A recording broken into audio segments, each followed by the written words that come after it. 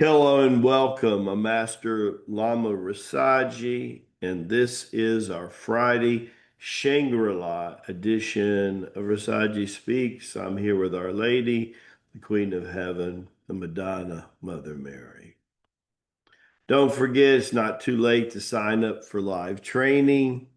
We got a commercial going out now that is talking about live training with Master David and how it includes our Friday training, both gatherings, and our PFL webinar, which yesterday, thanks to Andy Lloyd, was the bomb.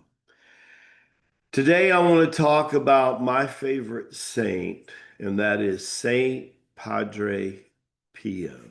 I want you to think about Padre Pio. He's very special to me on many levels. Pio was from Palencia, widely known as Padre Pio, which basically in Latin means Peter plus. Was an Italian Cappuccino friar, priest, stigmatist, and a mystic, and he venerated as a saint church celebrate on the 23rd of September. Said his heart stopped beating uh, on September 28th. Now, here is something that you're going to find quite interesting. Right before he died, he healed Lama Rasaji. I had surgery in August of 1968 where I met Jesus. Our Lady introduced me to Mahamaster Boyang Lamaji. About 5 or 7 days into recovery, my mom looked at me and said, "You are not my son that left."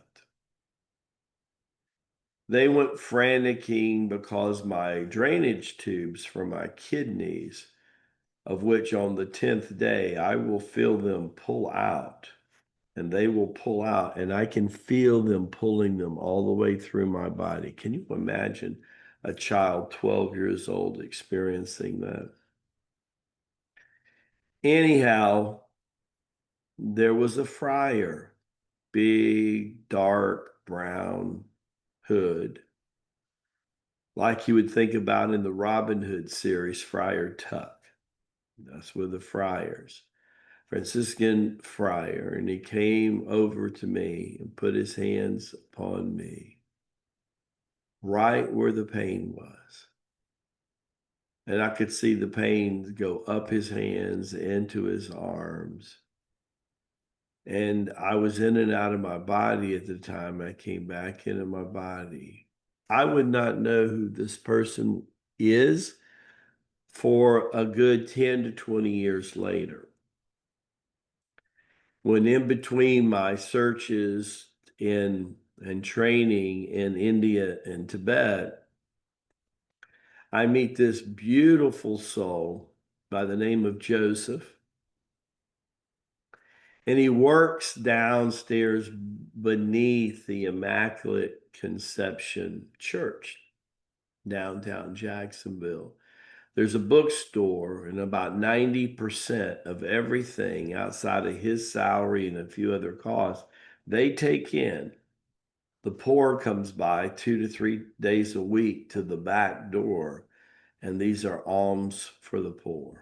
I love a church that completely just does that, recycles money right to the poor. It's a beautiful thing. He was a brother of a Saint Benedictine sister from Canada, actually. And he became my guide and began my journey into the Catholic Church of 24 years as a catechumen. Catechumen is someone coming into the Catholic Church in preparation to be baptized, which would take another 20 some odd years before that would actually happen. That would happen in um, Easter week of 2005, 20 years ago. That was the first couple months my sister was here. After my journey and realizing my first two born sons were baptized Catholic, my pious Catholic wife, I mean, really pious, paying the rosary since she was 5 years old. I thought that would be an incredible. So my two oldest sons and my wife witnessed my baptism. Within 2 or 3 years, I was a Eucharistic minister. And I was on the road to being a deacon in the church when Bo Yang intervened and said he wanted me to do something else.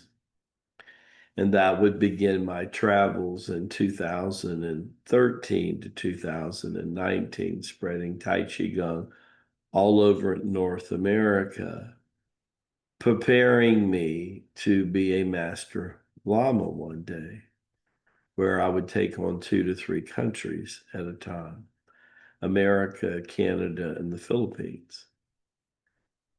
So little by little, I worked into this.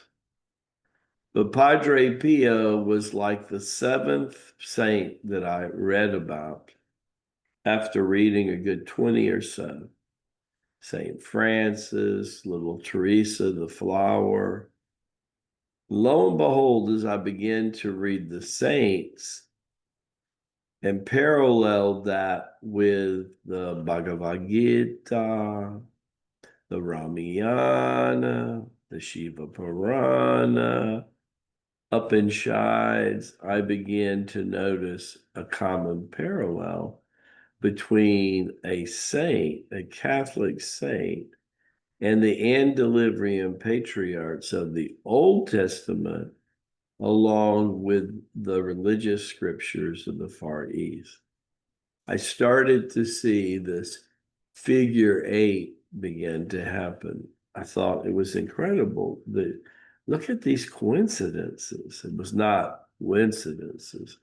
It was God speaking to me that he wanted me to bring East and West together. In other words, he wanted me to continue what he had me start in the last incarnation, but not only with religious teachings, but also with the medical field, the holistic field, all Eastern and Western thought. Padre Pio was amazing, right? So before he permanently left his body, he came in weeks before, placed his hands on this little kid's tummy to relieve his pain and his suffering and make that contact. Patron saint, Padre Pio, the stomatoes, the wombs of Christ. During Lenten season, sometimes he would literally levitate above the altar, and they would have to tie him down sometimes to keep him from taking it off. Om Padre Pio, Om Padre Pio, Om Padre Pio, Om Padre Pio, Om Namah Padre Pio, Om the Padre Pio, Om the Padre Pio, Om the Padre Pio.